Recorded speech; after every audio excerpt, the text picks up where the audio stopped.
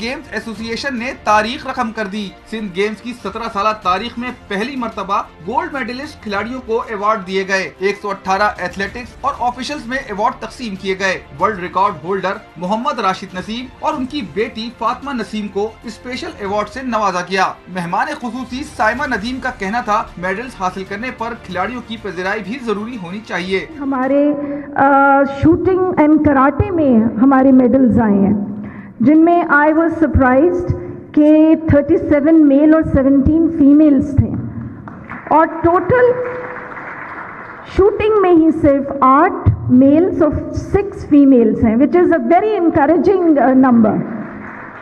Sport journalist کو بھی خصوصی ایوارڈ دیے گئے۔ مجموعی طور پر سندھ کے 509 ایتھلیٹکس کو ایوارڈ دیے جائیں گے۔ ایوارڈ کا اگلا میلہ حیدرآباد میں سجے گا، جہاں 24 اکتوبر کو حیدرآباد کے گولڈ میڈلسٹ ایتھلیٹکس میں ایوارڈ تقسیم کیے جائیں گے۔ کیمرامین سلمان مصطفیٰ کے ساتھ زاہد غفار، نیو نیوز کراچی۔